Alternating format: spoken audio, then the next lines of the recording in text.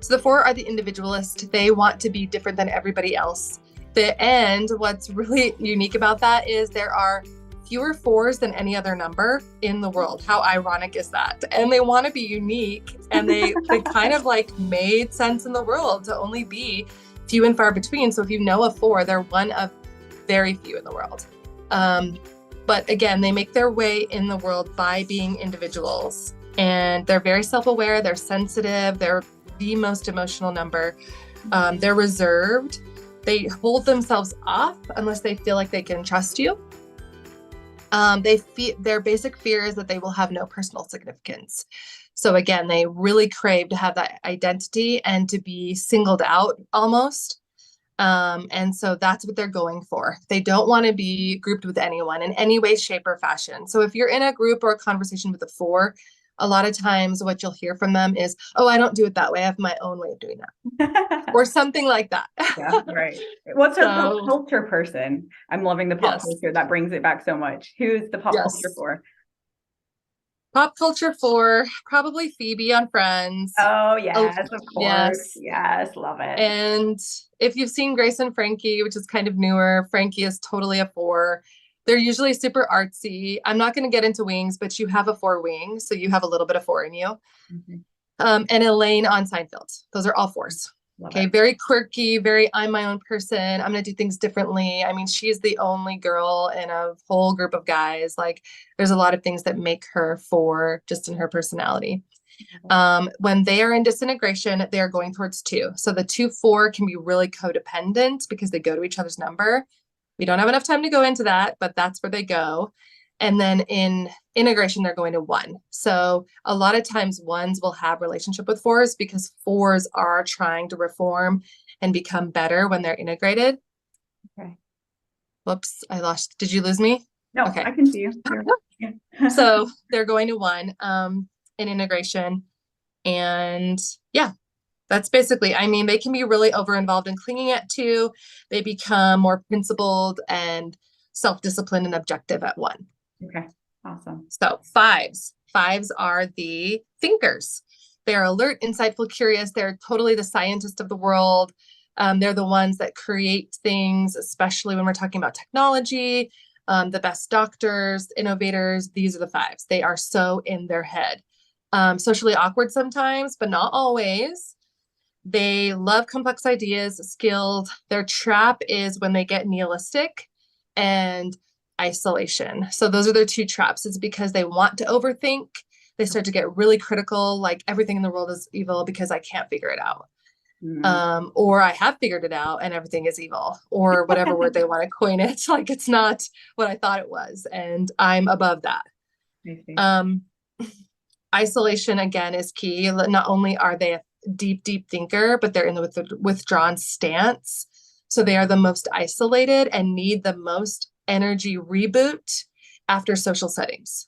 So if you know a 5, this is where a relationship comes in. If you know a 5, don't get your feelings hurt if they don't want to see you for 2 weeks. Like, they need that time. Otherwise, they don't want to be friends with you. Or if you're married to a 5, go in separate cars, because they are only going to be at a social setting for like the smallest amount of time when they are needed. As soon as they are not needed anymore, they're out. Interesting. And they'll just like slip away. You'll be like, where did so-and-so go? Oh, they're probably 5s. Love it. Their basic fear is being useless. So they need to be able to use their minds in all the best ways. They want to be capable, competent. They want people in their social circle to see them as very competent above all else. They don't care if you don't think they have feelings. They would rather be competent. And they're not feelings repressed. They just care so much about being competent. Possessing knowledge and understanding everything in the world is really important. So I thought of Sherlock Holmes. So he's a really good, Robert Downey Jr. does a really good version of a 5 because he's so in his head. He doesn't really have feelings. He just kind of makes his way in the world through thinking and walks around and talks about theories. That's a 5. Yeah. The very eccentric version of a 5. And then Mark Zuckerberg on the Facebook.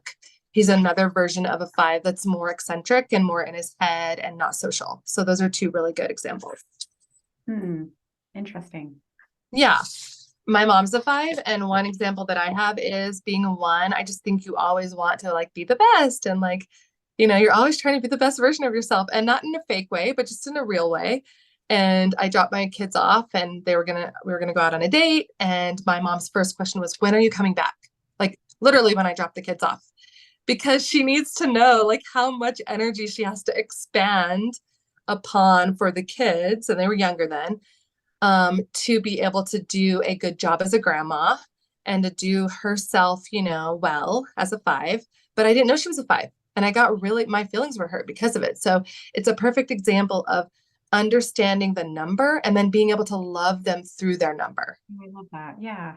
Yeah. So, okay, moving on to 6s. 6s are the loyalists. They are really good friends. They're reliable, trustworthy. They're, again, going back to present tense. So they're with you. When you're in a meeting with a 6, they're writing every single thing down. They're in the thinking triad. So they're also thinking about all the things that could go wrong.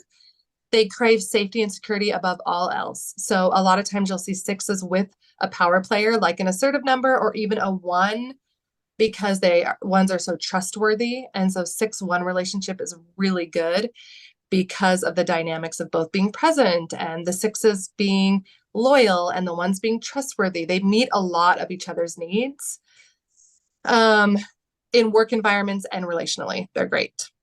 I know I only mentioned those. I can name others, but we don't have enough time. I'm just kind of like going as I remember. No, I love it. Thank you so much for doing this. Their trap, though, is self-doubt. So even though they're very smart people, they're in the thinking triad, they're very capable people. In fact, they're probably more smart, more intelligent than people give them credit for, because they are a little more quieter most of the time. They don't really allow themselves to be seen or heard in conversation because they're continually doubting themselves. So they're in the thinking triad. And what we say about the 5 and more the 6 is they think and they think and they think, but they never press play. So they have really good ideas, but nobody knows about them. And there are more 6s opposite of the 4 than any other number in the world. I know a couple of these people. These people? I can think of right now. I'm like, Their basic fear is to be without support and guidance. So they do not want to go on a trip with you unless you have all your ducks in a row. Like, forget about it. They're not leaving their house unless you know what you're talking about. And I've been told this directly from 6s that they would go with me, but not some other people. Right. So again, that trustworthiness has to be there for a 6. And then they need security and support. So in relationship, if you are married to someone that is a 6, they need more verbal processing than you could ever imagine. Like, they want the antidotes, references to every single thing that you're doing. So keep that in mind when you know a 6, so that they can trust you, so that they can know that you're reliable. And once they have that trust, they will be loyal to you to the death. It's like loyalty is number 1. So 6s, pop culture. Chandler on Friends is a 6. So he's a little neurotic, he definitely does not trust very easily, he's commitment phobic, all of those things we see, he plays out well. And also a cartoon reference is Nemo's dad in Finding Nemo. He's very, very afraid of letting go. I mean, he's the perfect example of a 6. So if you haven't seen that movie, watch it. It's okay to watch it as an adult. In disintegration, 6s go to 3. So you're going to feel that space because you also go to 6. So you go to 6 in integration, but they're going to you in disintegration. So they're only going to go to you when they absolutely have to stand up for themselves in very scary situations. So it would definitely be stress. That is where they become arrogant and they do not look like themselves anymore.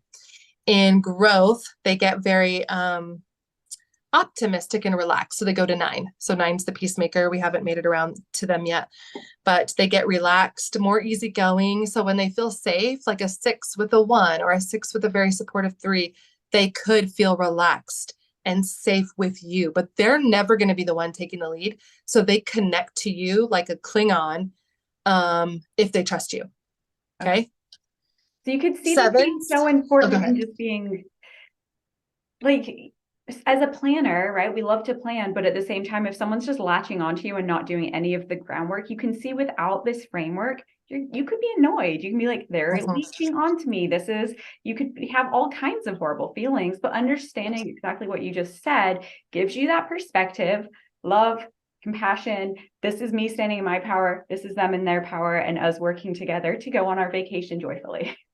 Yes, exactly. And verbally communicating that with a 6 is key because they're verbal processors. They're going to verbal process and they appreciate it back. So that's also key to knowing a 6. Okay. 7. So Sorry. 7s, adventurers, they are spontaneous, they are playful, they are the social butterflies of the world. So it doesn't matter if they know you, have never met you, have known you for a million years, at a party or social function, they're the ones in the middle of the crowd. Everybody wants to be them. Everybody wants to know them. These are those people, okay?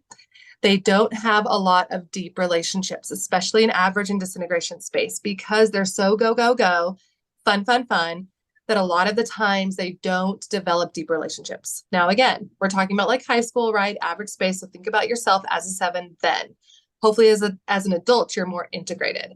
But 7s are known as these playful people that really just want to have fun. They're motivated by fun. So whatever fun looks like for them, similar to achievement for you, is what they're going to go after. Okay. And what I see their trap being is impatience and impulsiveness. So being in a relationship with a 7, it can get tricky if you are not the one that likes to just go, go, go, right? So if you're a planner and you're in a relationship with someone who has to go, go, go, you really need to like nail that down. Like if we're going to have fun, we're going to do this, then we also need to plan it and do it this way. Like there has to be balance. That can be really hard for a 7. Oftentimes 7s, when they go on vacation or just in day-to-day life, they just kind of want to arrive. They don't want to plan it.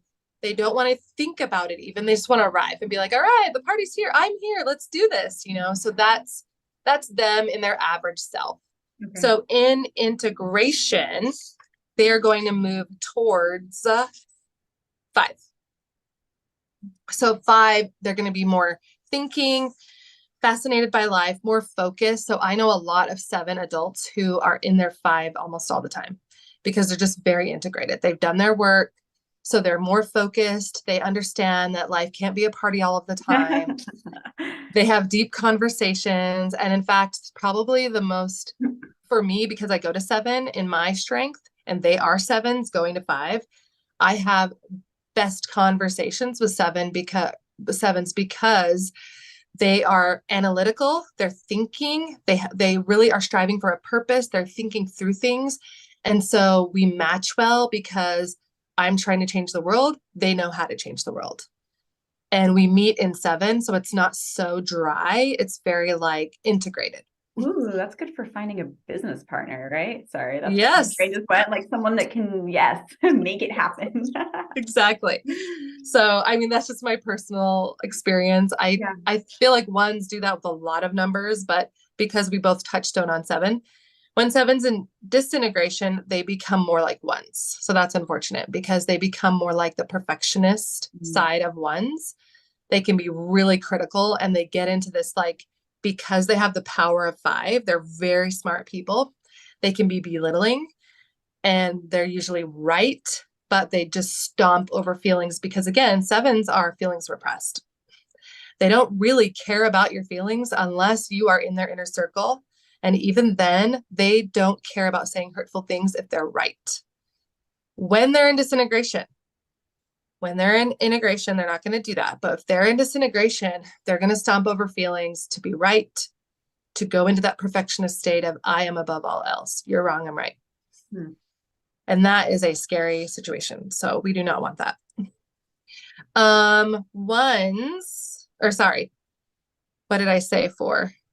I didn't have the best. Oh yeah, I did. Okay. 7s. I'm like, where are my 7s? Pop culture. So the funny, like all over the place, average 7 would be Kramer on Seinfeld. Okay. So he's just like arriving, right? He just like rolls into Seinfeld's apartment and it's like, okay, and now I'm raiding your refrigerator. Like that's a 7 in average space. In Outlander, if you have seen Outlander, James Fraser, who is the main character, is also a 7. So very integrated 7. Like he's a protector of his people, very intelligent, but also like I'm going for the fun. I'm going for what is I want to do. And then have you seen I'm blanking out the cartoon with like all the feelings Inside Out? Yeah, I love it so much. So Joy, the main character, she's a 7. So she's very much, you know, there's some average space there, but definitely integration when she's like trying to pull it all together. But you could see that 7 go to 1 and 5 and stay in 7. So that's a great show to watch, to see 7. And also Sadness is a 6. So the 7-6 play out. They're both in thinking. So those are really good. It's a really good show if you're in thinking and you haven't really quite nailed your numbers. Love it. Okay, 8s. 8s are really confident and strong. Okay, 8s are the biggest power players on the wheel. My husband is an 8. And when you are in the room with an 8, everybody knows it. I mean, they just make themselves known, and it doesn't have to be verbally. Sometimes it's just physically. And that doesn't mean you have to have like a tall or large body physically. You just are known. There's something about an 8 that you just know they're in the room. Energy wise, for sure. If you're an empath, you feel an 8 energy coming in. Protective, resourceful. They are the best protective people. They will protect their people. If you have gotten close enough, because it's really hard to get close to an 8, but if you have gotten close enough to an 8, you are in their inner circle. Similar to a 6, but a little bit differently, because 8s are a little more foreboding. They don't allow people in. They fear vulnerability above all else. And so allowing, you know, relationships to come in, they have to embrace vulnerability. So there's going to be maybe 2 or 3 people that they're close to in their entire lives. Fascinating. So that's an 8. They have a huge problem with temper when that's their trap, is temper. So we didn't go over this, but 2s, 3s, and 4s and feelings, they have shame right here at the shoulder. That means shame is coming. Shame is rising, you know, especially when you're feeling things, you're feeling shame around things. 5, 6, and 7s, they are feeling fear. It's all about fear-based. So they're motivated by fear. And then 8s, 9s, and 1s, it's guilt. And so with guilt comes anger. And we know anger is a secondary emotion, but guilt goes right to anger with an 8. And their tempers, just like if they don't have integration, if they haven't done their self-care, anger is going to come out on people. And it doesn't look very, very pretty. So they can be really confrontational and intimidating in that space. They fear being controlled by others. They don't want control like a 1. So I want control. I crave it. And 8s just don't want to be controlled. So you can imagine our relationship. It's interesting. And the desire is for them to protect themselves and their people. So that's their desire, that at all costs, they're going to challenge people that are going to get into their space and into their people's space. So that's an 8 in a nutshell.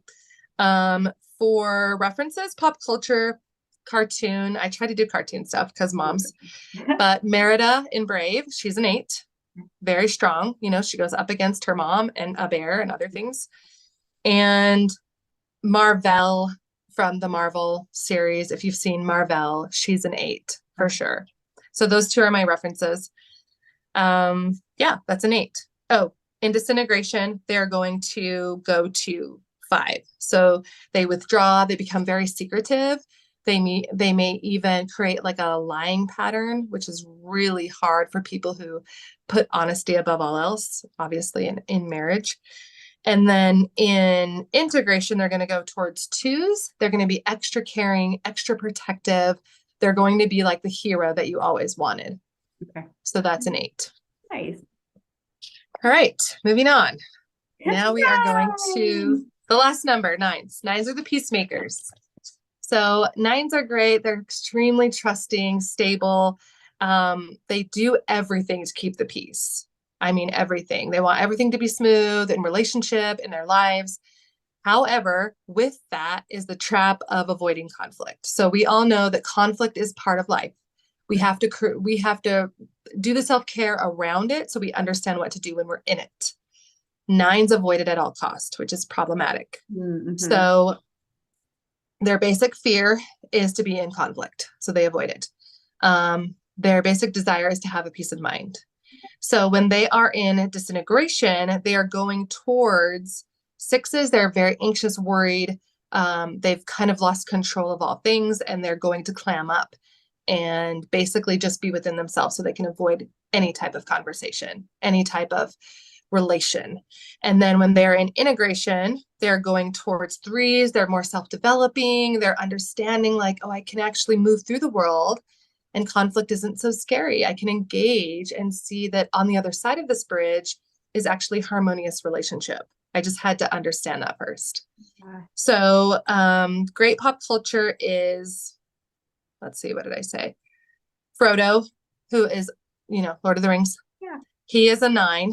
And also in an older movie, The Notebook by Nicholas Sparks and book is Allie. She's also a 9. So just trying to keep the peace. Remember when she couldn't decide who she wanted. She didn't want to hurt anybody's feelings. And it was like, just decide already. And she couldn't decide. And she decides. But that is a 9 played out really well. Love it. Oh my gosh. So much. There's so much content. So I'm curious, like someone's listening, they can take the quiz, test, and learn more about, still even at that point, you really need someone to support you and hold space for you as you like go through the reflection, as you go through, what does this actually mean for me, as you go through what it means for your relationships. So how do, like someone that's new to the Enneagram, that's like, I'm interested in this, Jenny, sign me up. How do you work with me coaching wise to support me in like going through this filter of the Enneagram to live my best life? What do you say?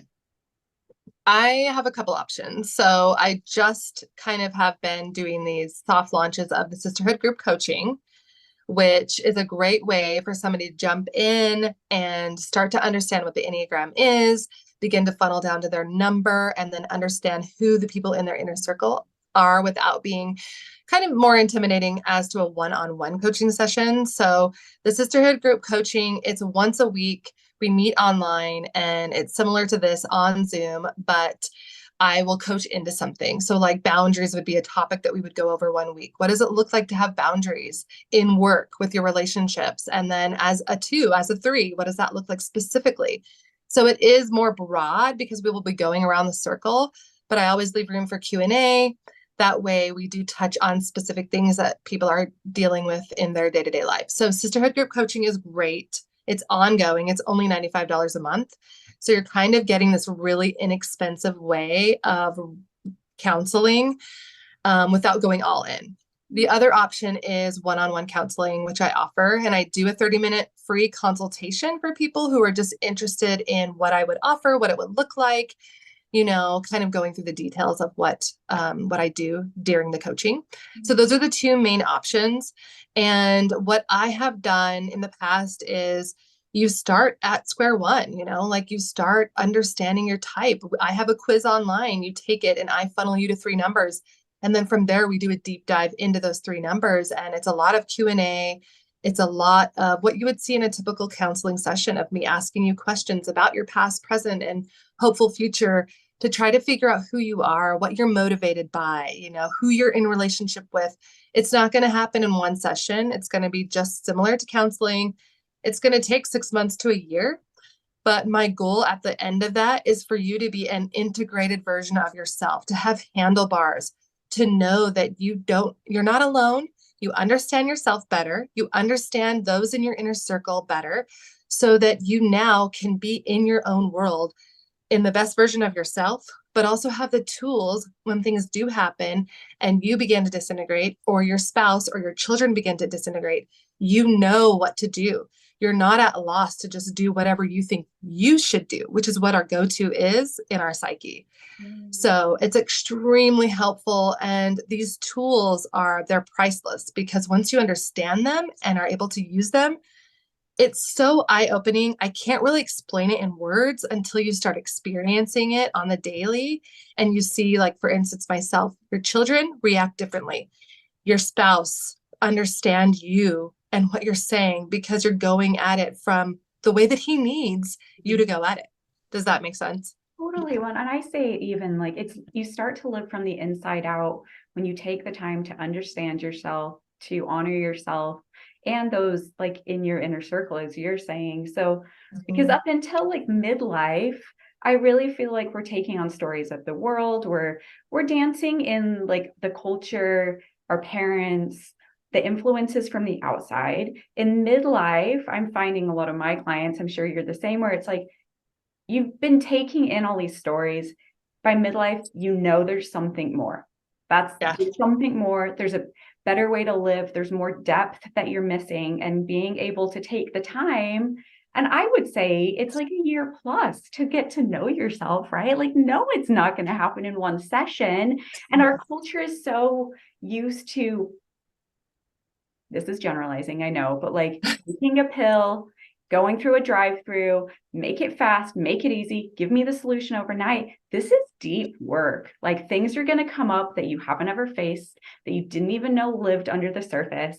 And it's awesome. Like, it's this beautiful journey of getting to know yourself. So like, having someone hold space for you to explore that, explore how you relate with your inner circle, like, and I love your group coaching session though too, because you can see with other women that you're not alone. There's like, it's so easy when we're going through our busy lives to feel alone. This is me. I'm weird. This is my problem. You get in a group circle, a group coaching session, and you have that, first of all, community, but ability to see that you're human. Everyone's human. Like, none of us are perfect, and that's not the goal. So I love both of these offerings, and it's so vital to be able to have women doing this work, such as yourself, to hold that space. And as I'm like, this leads to your Thrive event in September, which I am so excited about. Do you want to talk about that a little bit? And yeah. So Thrive, this is our first annual event, and it is going to be an annual event, and you're one of the speakers, which I'm so psyched about. So we have 6 phenomenal speakers, as well as a ton of other things. I basically wanted this to be a space and place for women of all ages, backgrounds, types to just come and thrive in their own lives. And for all of us, it's going to mean something different. But we have basically planned this out to be a fun day. A lot of time in my sessions when women are struggling, it's like, let's let that little girl out. Like, she wants to dance again. She wants to play in a bouncy house again. Like, she wants to eat cotton candy. And why not? Like, we only have one life. Like, let's live it and be purposed in it and feel like we can, because, society tells us we have to be the Xbox person, but that's just a lie. So we've created just these fun activities that are going to be like fleshed out throughout the entire all-day event. It is all day. And then we have the 6 phenomenal speakers that will be speaking into you as a person being heard, being seen, and feeling loved. And so with those 3 topics, even though they seem very vague, I feel like today, us as women, we really do put ourselves aside a lot of the times. And whether it's in like an organized structure culturally or just in our own households, we don't allow for that to happen very often. And we do put ourselves kind of at the bottom. And this is a time to remind you as a woman, as a person, that you deserve to be seen, heard, and loved. And so that's kind of the theme of the whole event. It's going to be super fun. We've brought in amazing vendors for food and champagne and the work. So it's going to be like tasty as well as just fun activities and heartfelt. So we're trying to touch on heart, soul, mind. And I know that all of us as speakers will get there. And then as a bonus, I'm going to do a really tiny, way shorter than this, mini workshop to get to their number, because my goal is for them to just be introduced to it. Mm-hmm. And then hopefully by the end of the day, they just want more and will feel like they are worth it. They're worth it, because a lot of my clients that I'm seeing now, most of them are struggling with marriage, but some of them are individuals who just want to find their purpose in life. And it kind of hits both, as we've discussed. But I don't want anybody to feel stuck. My goal is to empower women in their own lives. Yeah. That is my purpose. And I've chosen women. I feel called to women because I do feel that in our culture anyways, that we are pushed down. And so without getting on my soapbox, I just want the enlightened versions of ourselves to be seen. Yeah. And if I can help you with that, great, because that's kind of what I'd love to do. And like you said, this is going to be it's going to be a day of, yes, there'll be speakers and there'll be time to reflect on yourself, but they'll be fun, right? Because it's easy to be like, okay, I'm going to go to a coaching session. And I know it, where sometimes I'm like, I don't want to think about myself. I just want to be like, bounce, eat cotton candy. So it's going to be like a beautiful combination of all of the things. So it's September 23rd. What's the best way to learn more, to find you, buy tickets, all of the things? Yeah, so everything's online, EnneaSisters.com. Perfect. And once you get on the website, you'll see Sisterhood Thrive event. And if you are a business owner, there's a few sponsorships available. And that's a great opportunity for you to get a vendor table. It comes with tickets. So both of those links are on the website, but it is September 23rd. It's at the Cove in Post Falls, which is a great venue. We have a ton of space. It's kind of new to the area of Kootenai County. But it's beautiful. The owners are amazing. They're going to be part of the event, and it's all day. It starts at 8 a.m. We're going to do a really cool shoppers market, and then it'll just be, it'll be just so much fun. There's really nothing like it. But it is going to be about community, about sisterhood, about us coming together under one like-minded thought of, being heard, seen, and loved. And I'm really excited. I know it's going to be like the event that you want to be at every year. At least I hope so. No, I can already feel the energy of the room. Can't you? Just like all of these women that have chosen to take the day to come together, to learn, to have fun, to connect. Like, it's giving me chills thinking about it, which, like that. Who doesn't want to be a part of that? And like you said, I don't know where else I would go for that, like super locally anyway. So yeah, exactly. Yeah. Well, Jenny, I know we talked about a lot of Enneagram. Is there anything that you wanted to touch on that I haven't asked you? I don't think so. I just want to reiterate that the Enneagram, again, is a tool like many others. And the reason I love it is because it works and it is historically based. I mean, it's been around for thousands of years, so it does work.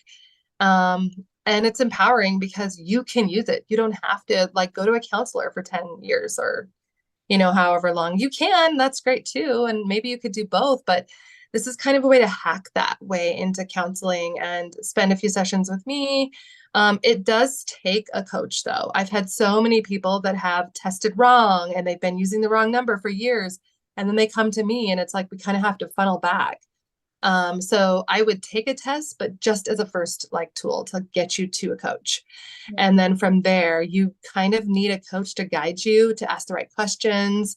I mean, there's a lot that you cannot get out of a test. And tests have been proven to be only 56% accurate at best. So if we're talking about your life, that's not good enough. Exactly. And I think too, between counseling and coaching is very much forward thinking, proactive. Yes. Yes, of course, we're going to touch on the stories, your experiences thus far in your life that have gotten you to where you are, but that coaching piece that's going to take that, but be forward thinking into your dreams, your desires, your hopes for the future is why I went into coaching, right? It's very much forward thinking and moving forward in your life. Yes. So, yes, exactly. So my final question that I always ask, my definition of vibrant, so glowing from the inside out, who are a couple of people, businesses locally that are inspiring you, or how? I know there's so many, but in the last year or so, let's say that. Oh my gosh. So there's so many because that's what I do, right? I support other women, and there's so many great women who are coming to this event who own businesses locally. I would hate to leave anybody out, but I'll just name my speakers because they're loyal to me and I'm loyal to them. But you, of course, outside of this podcast, you're such a vibrant person, and I love that I know you. Thanks. And I love what you're doing for the community. So you for sure. And then we have Misty Lake, who's another one of our speakers, but she also has a coaching business like ours, and has run a very successful oil business for a long time. Carmen Spots, who has an apothecary in Spokane. She is amazing, wonderful woman. Love her. Sally Amer, she has a salon in Hayden. She's another one of our speakers. Great woman inside and out. Bailey Bowerman, who does a lot of writing for a magazine out of Spokane. She also does local modeling. And she's just a vibrant person. I can't wait for you guys to get to know her and meet her. And then we have Farival, who is out of California, and she has just an amazing story about how she survived cancer and all of this wonderful stuff. But you all have businesses, you all bring something fresh to the table, but mostly I love who you are. And I think that's why you resonate with this community, and just like you said, the inside and out of just who you are and what you do for your business is just so obvious. And that's why I'm so proud and happy to have you as our speakers for Thrive. And it's going to be so fun. Yeah, no, you are such a light as well. Well, thank you so much, Jenny. This has been such a fun conversation as always. And I could talk to you all week long, but I guess we'll end it here.